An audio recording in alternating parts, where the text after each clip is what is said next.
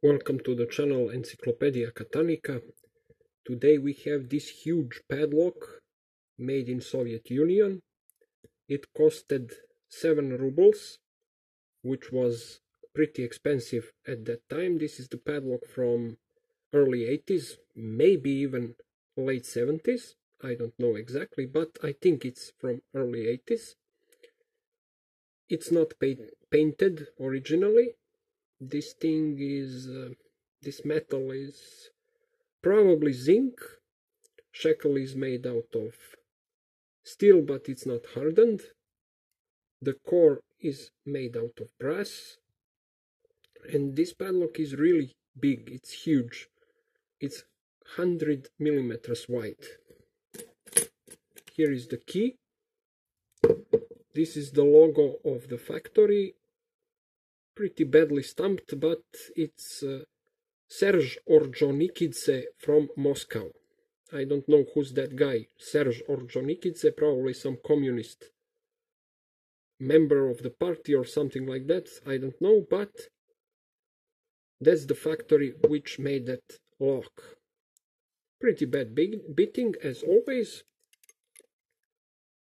It works fine. The shekel spring is really strong and it opens counterclockwise. You will see now the locking pole. It's just a piece of metal, nothing special, but it works okay. This thing, this rod, protrudes through the body and it acts as this locking pole stopper, not to turn more than it should. So we're gonna see what it takes to pick this beast open. The keyway is pretty restrictive for Soviet padlocks.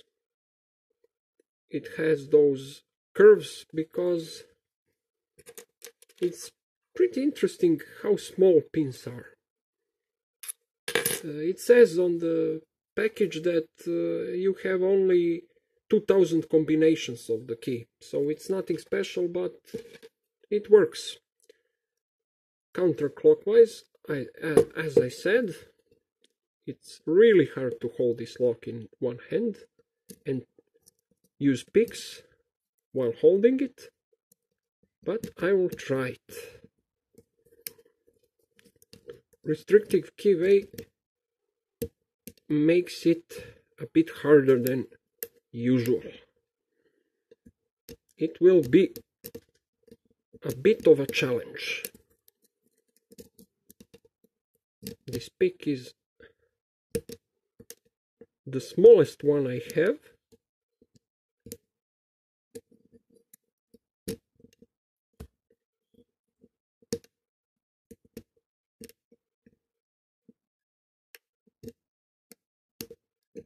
There it is. We got this thing open. So pretty interesting padlock, collectible one. And that's pretty much it. Thanks for watching. Have a nice day. Bye bye.